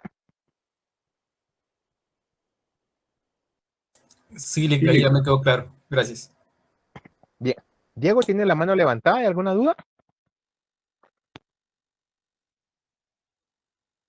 No, licenciado, disculpe. Bien. Entonces, el artículo 31 regula lo referente al pacto de sumisión. Ustedes se recuerdan que yo les mencionaba en alguna clase que muchas veces cuando firmamos un contrato de tarjeta de crédito con un banco o cuando firmamos un contrato de servicio telefónico con Claro Contigo, hay una parte, bueno, saben que el domicilio que nosotros señalamos en un contrato es el domicilio contractual.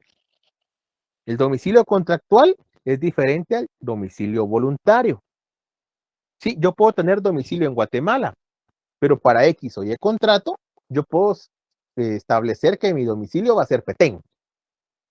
No obstante, mi domicilio voluntario sea en Guatemala.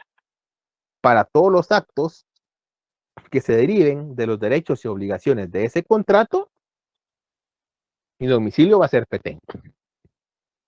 Bien.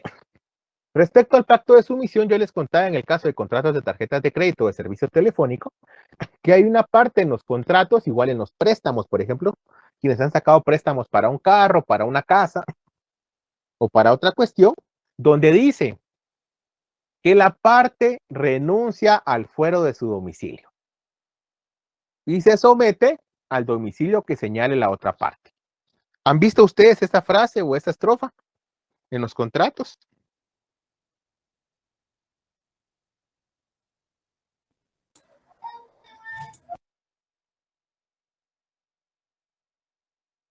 Sí, licenciado.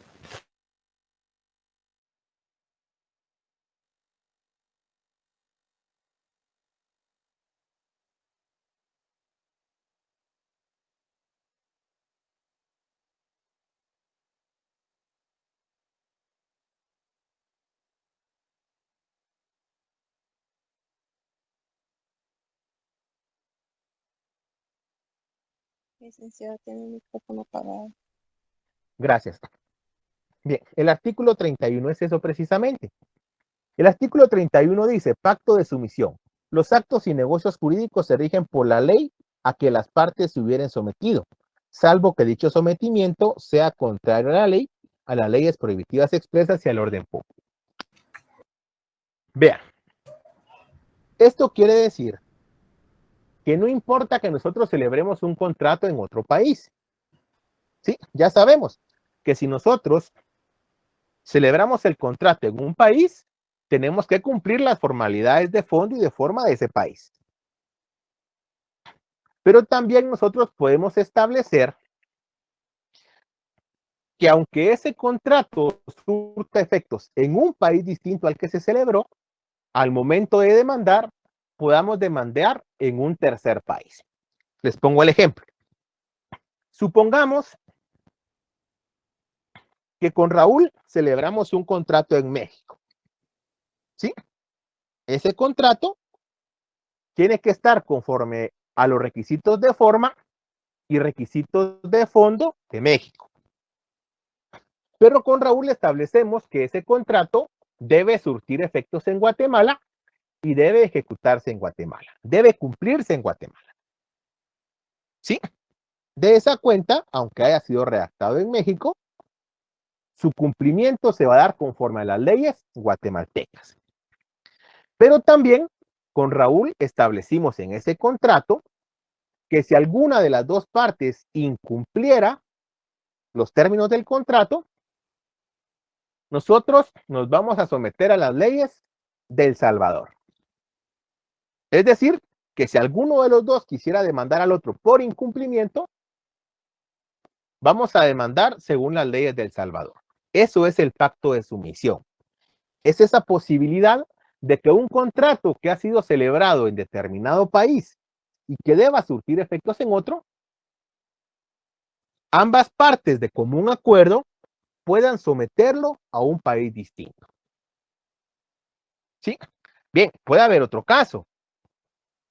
Supongamos que con Raúl queremos celebrar un contrato en México, pero no queremos hacerlo con las formalidades de México. De común acuerdo, podemos pactar con Raúl y lo hacemos ver en el contrato de que no obstante estemos ubicados en México y que estemos celebrando el contrato en México, ambos nos vamos a someter a las leyes de Guatemala. Entonces, en ese caso, como hubo un pacto de sumisión a otra ley, aunque estemos en México, yo puedo celebrar ese acto o ese contrato bajo los requisitos de forma y de fondo de Guatemala. ¿Estamos bien ahí?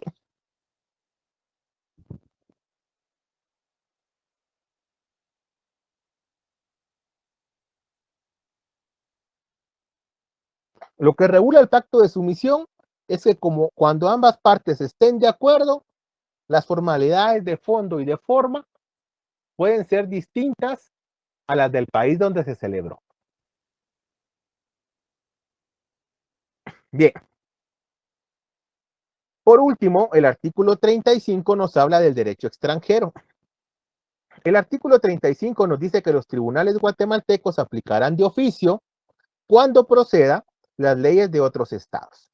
La parte que invoque la aplicación del derecho extranjero o que disienta de lo que se invoque o aplica, justificará su texto, vigencia y sentido mediante certificación de 2 abogados en ejercicio del país de cuya legislación se trate, la que deberá presentarse debidamente legalizada. Sin perjuicio de ello, el Tribunal Nacional puede indagar tales hechos de oficio, a solicitud de parte o por la vía diplomática u otros medios reconocidos en el derecho internacional. Vean, ¿qué nos dice el artículo 35?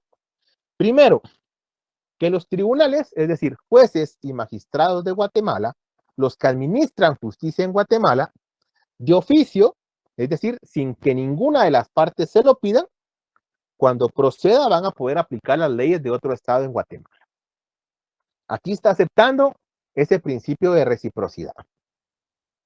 Bien, luego dice que la parte, ojo, cuando hablamos de las partes, ya vimos en el proceso que hay 2 partes, actor y demandado. ¿Sí? La parte que invoque la aplicación del derecho extranjero o la parte que no esté de acuerdo con la aplicación del derecho extranjero debe justificar su texto, vigencia y sentido. Es decir, debe probarle al tribunal ese derecho extranjero. ¿Cómo se lo va a probar?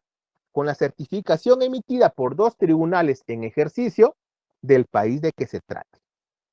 No obstante, bueno, y esa certificación tiene que venir legalizada, es decir, ya sea con apostilla o con pases de ley. Adicional a ello, de que las partes, tanto el que lo invoque como el que no esté de acuerdo, están obligados a probárselo al juez, el mismo juez de oficio puede investigar por la vía diplomática. Eso es lo que establece el artículo 35. ¿Hay alguna duda, alguna pregunta?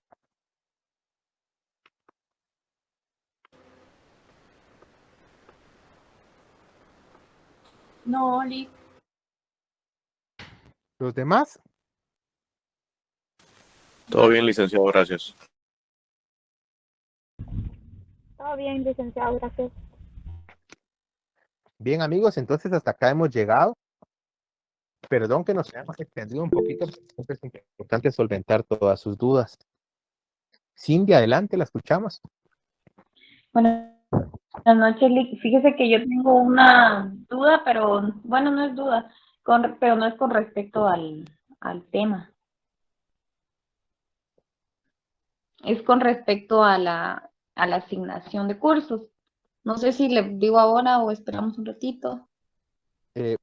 Posteriormente resuelvo la duda hoy, solo me recuerdo. Bueno, gracias.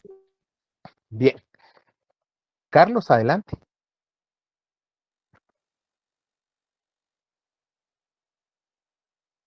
Muy buenas noches, Carlos. No, sí se le escucha.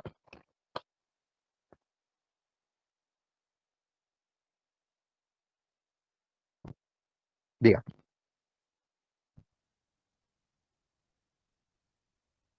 Sí.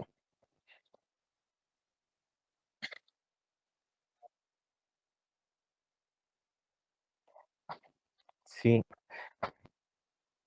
Fíjese que le soy bastante honesto, Carlos. En otras oportunidades, yo siempre programaba el examen en hora distinta. O sea, siempre entre el horario que la facultad habilitaba, pero por ejemplo, en lugar de ponerlo a las 6, lo ponía a las 6:30, por decirle algo. Sin embargo, en una oportunidad, me llamaron la atención de parte de coordinación, porque alguna persona se quejó de que el examen no fue a las 6, sino fue a las 6:30, y prácticamente me indicaron que me tenía que sujetar al horario que junta directiva había aprobado. ¿verdad? Si gusta, voy a consultarlo porque el calendario sí lo permite previa consulta.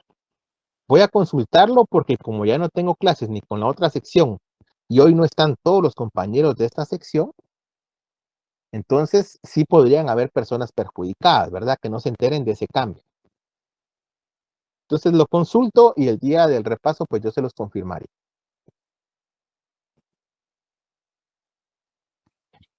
Para servir. Bien. Les decía entonces que agradezco su tiempo, pero era necesario que viéramos todos los temas, no que solo les pasara el material y a ustedes les tocara estudiarlo, ¿verdad? Sino pues que pudiéramos solventar las dudas. De la misma manera, recuerden, el examen final tiene un valor de 30 puntos. ¿Sí? Para optar al examen final tienen que tener por lo menos 31 puntos de zona en sus dos parciales anteriores. Las personas que me solicitaron revisión de examen y aquellas personas que les faltan por ahí 3, 2, 1 punto, yo me encuentro verificando que hayan presentado tareas, que hayan presentado las asistencias cuando las solicité y que hayan participado en clase. Si reúnen estos 3 requisitos, con mucho gusto y sin que me lo pidan, yo los apoyo a llegar a zona mínima a los que les falten 3, 2 o 1 punto, ¿verdad? Que no sean muchos puntos. Sí, este fue el compromiso que adquirimos al inicio y se va a mantener tal cual. Pero esto solo los invitaría a estas personas a que estén atentos porque la siguiente semana yo estaría publicando una actualización de zonas. Sí, una actualización de notas, ¿verdad? Entonces, estar atentos ahí. Si reúnen estos requisitos, no habría ningún problema. Ahora, si usted tiene 30 puntos, pero no participó en clase, ahí qué puedo hacer yo, ¿verdad? Si usted tiene 30 puntos, pero no entregó tareas, ya.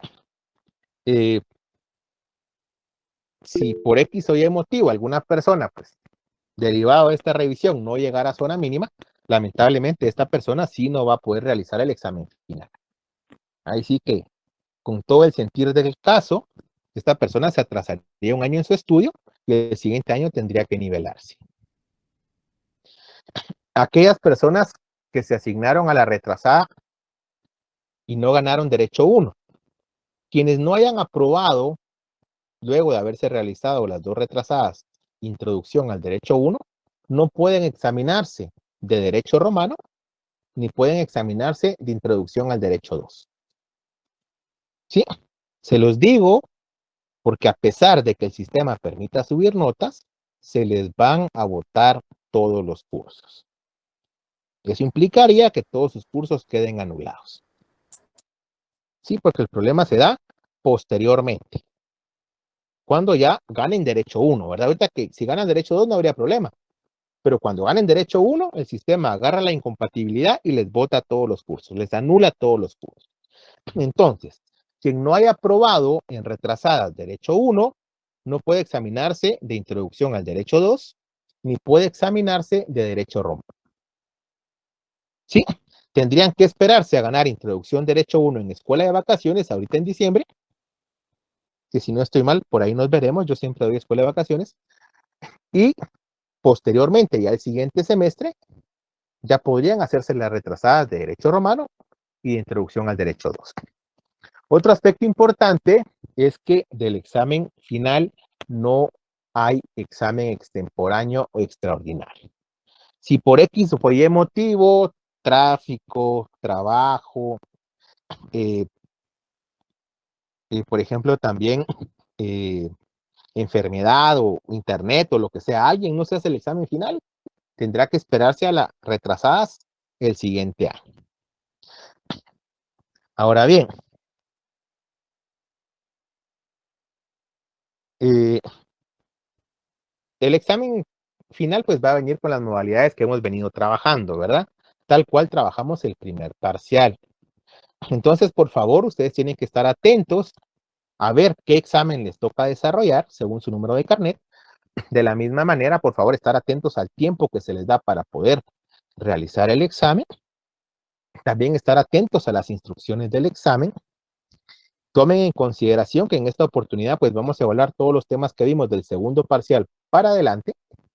Y voy a hacer la consulta porque siempre coordinadamente con otros docentes, o sea, con los docentes de Derecho 2, como el normativo nos manda a evaluar todo, lo que hacemos es no evaluar todo, sino solo evaluar la última parte que vimos en el programa y alguno que otro tema que vimos antes. Sí, yo les estaría confirmando cuáles van a ser los temas de examen, pero no van a ser todos, eso está clarísimo, ¿verdad? Lo que fijo tienen que estudiar es lo último.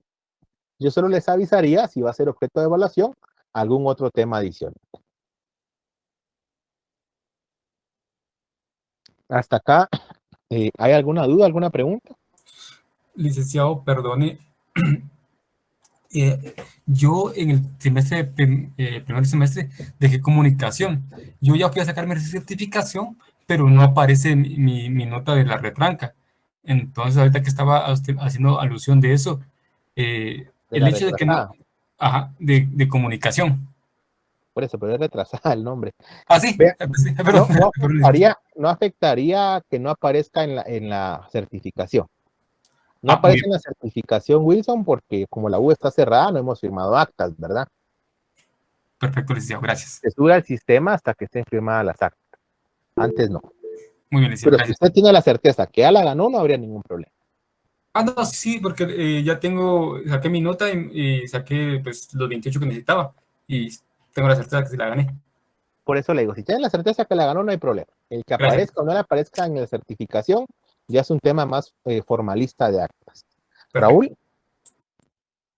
Gracias, licenciado. Es que me levanté un momento y no escuché si ya dijo la fecha del día del repaso.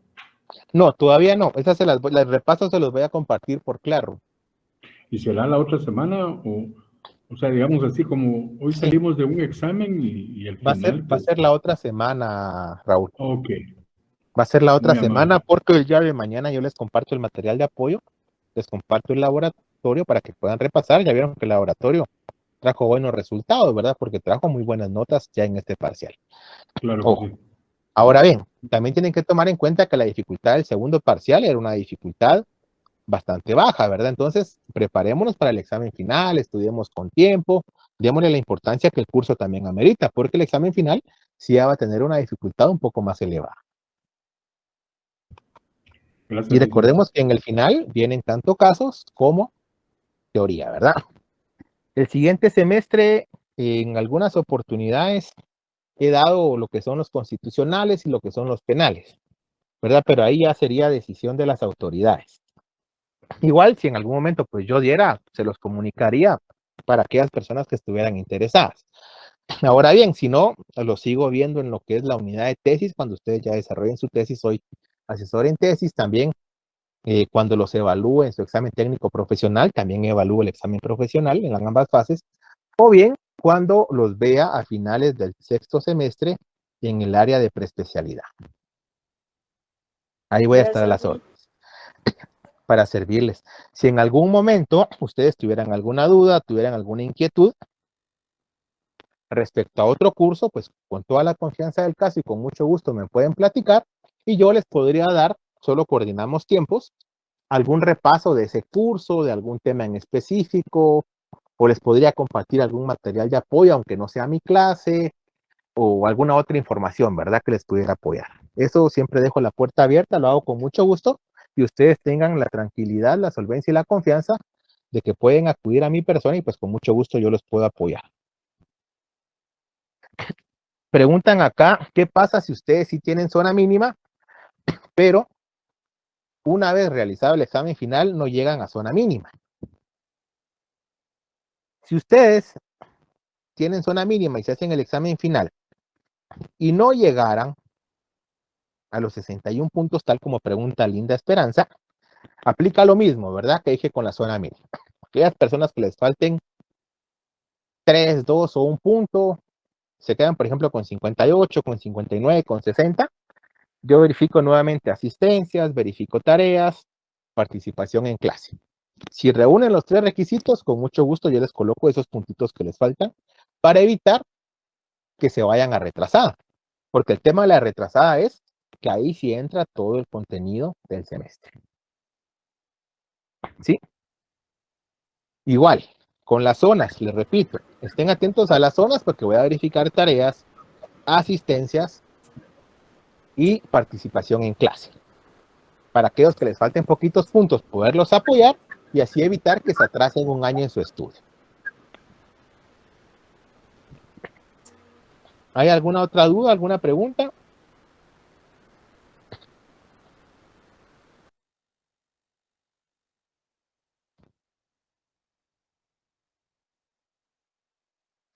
Bien, solo recapitulando, hay una señorita, Glendy, por favor, falta que envíe todavía la constancia del examen extemporáneo. Sí, yo le hice el examen extemporáneo de buena fe, porque solo había enviado la carta de solicitud, pero no envió la constancia, ¿verdad? Ya sea laboral o médica del por qué lo hizo. No lo hizo en tiempo. El examen está ahí, la nota está ahí. El problema es que ahora que ya nos habilitaron la cartelera virtual para poder subir notas de zona, yo no le voy a poder subir la nota si usted no me envía la constancia. Entonces, como le he enviado correos, si no tengo respuesta, pues la hago por este medio para recordarle que por favor me envíe esa constancia. Sí, la carta de solicitud sí se presentó en tiempo. Solo falta que envíe la constancia. Si no la envía, no le puedo subir esa nota. Entonces, amigos, hemos llegado hasta acá. No quiero irme sin agradecerles todo el tiempo, el esfuerzo, el sacrificio que han demostrado al curso, todo el interés y el estudio que han desarrollado en el mismo. Para mí ha sido un gusto, ha sido un verdadero honor. Créanme que me voy con una nueva y muy bonita experiencia porque cada vez aprendemos cosas nuevas, ¿verdad? Nosotros estamos abiertos siempre como abogados a seguir aprendiendo cada día más.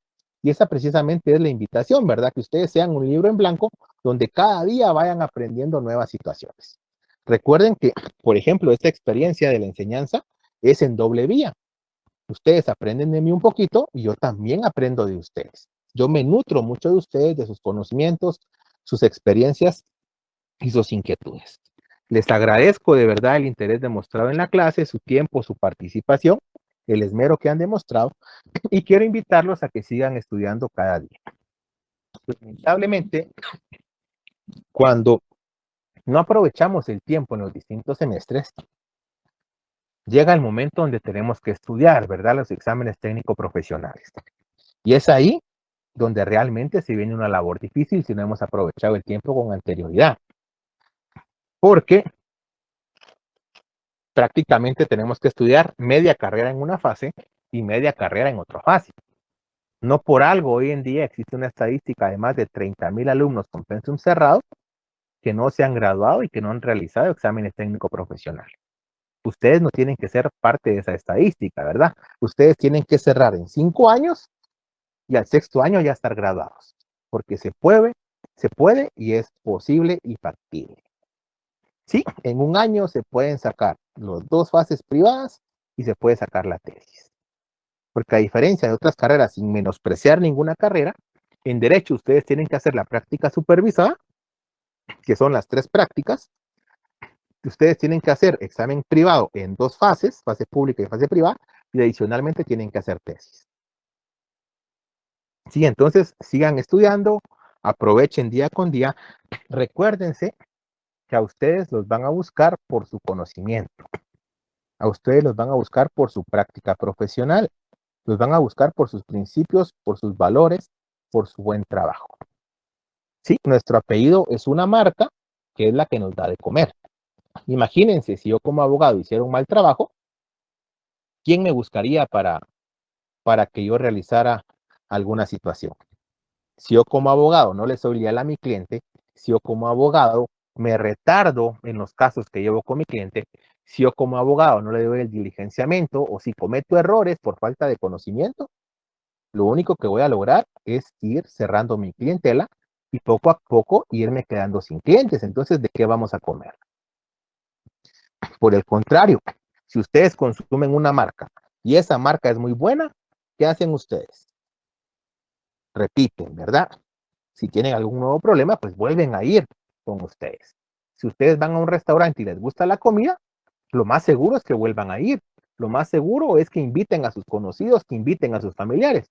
Lo mismo pasa con nosotros. Si ustedes hacen un buen trabajo, si ustedes son responsables, son leales, son honestos y directos con su cliente respecto a lo que se puede y a lo que no se puede, trabajan bien y trabajan rápido, lo más seguro es que su cliente los vuelva a buscar, que los recomiende. ¿Sí? Y además también recuerden que la carrera de abogacía y notariado es una carrera que prácticamente nos pone un pie en la cárcel y un pie en la calle. Es muy fácil, con el conocimiento y con el poder que hasta cierto punto se logra obtener, cometer errores o prestarse a errores. Entonces recuerden que ese nombre es el prestigio que llevan ustedes, es la fama que llevan ustedes, y más allá de ustedes, los valores y los principios que tengan, pues es el apellido de su familia, ¿verdad? Entonces la única invitación es esa, que sigamos estudiando, dediquémonos día con día. Ustedes tienen que ser parte de ese plus, que logren cerrar en 5 años y que al 6º año ya estén graduados. Sí, les agradezco mucho. Nos vemos el día del repaso. Les deseo un feliz descanso. Muchas gracias a los que están presentes el día de hoy. Sé que hoy no teníamos sesión, pero sí era importante que pudiéramos cerrar esta parte. Cindy, adelante. Sí, licenciado, yo le comentaba, ¿verdad?, que tenía problemas con la asignación, pero fíjese que me respondieron de coordinación que, pues, gracias a Dios me lograron asignar a esta sección porque había un problema, ¿verdad? Y me dijeron que le comunicara a cada catedrático que mi asignación estaba correcta para que, por favor, me colocaran mis notas. Cindy, le pregunto, ¿ya le confirmaron que se aparecen los listados? Sí, fíjese que de hecho recibí el correo por la tarde, como a las 4 de la tarde, y hace como una hora el licenciado Moreno de Filosofía me dijo que él ya había pasado mi nota porque ya aparecía mi nombre y mi número de carnet en la lista oficial. Hágame un favor, y también esto va para Ajá. todos los que tengan un problema similar. Mándenme un correo explicándome la situación para que yo lo tenga presente cuando suba la nota, por favor. Licenciado, es al correo de Classroom, ¿verdad? El que usted Sí, siempre al nos... correo del curso, Bueno. checha9@profesorusac.edu.gt. Al correo donde Bueno. han enviado las tareas. Bueno, muy bien, Liz. Gracias. Oye, y cabe mencionarle que su curso es muy, muy interesante, muy bueno. Usted explica, pues, muy bien. Y gracias, ¿verdad?, por todo. No, para servirles, al contrario, como les digo, yo estoy agradecido con ustedes. Espero algún día poderlos saludar en persona en la facultad, ya que lamentablemente, pues por la situación no solo de la toma, sino también por la situación de la pandemia, pues las clases ya desde hace algunos años no han sido presenciales, pero si en algún momento coincidimos, va a ser un gusto y va a ser muy grato poderlos saludar y poderlos conocer. De igual manera, pues siempre sigo, gracias, siempre sigo a sus respetables órdenes, como les digo, cualquier duda, inquietud, me pueden buscar y si puedo apoyarlos, pues va a ser un gusto. Que descansen y que pasen una feliz noche. Muchas gracias, licenciado César. Gracias por todo, licenciado. Gracias por todo, licenciado. Gracias, Lick, muy amable. Gracias, Lick. Gracias, Lick. Feliz noche. Gracias, Feliz licenciado. Feliz noche. Un convivio, Gracias, dice doña Nivian. Gracias, Lick. Está bien. Eso, ¿cuándo? Hay que ver después de finales, de repente. Algunos se apuntan. Podría ser una posibilidad, ¿verdad? Al frío. Está bien. Muy bueno, licenciado. Me apunto. Gracias. Que descansen para servirles. Pedimos días libres de curso. Cabal, ¿verdad? Antes de las fechas.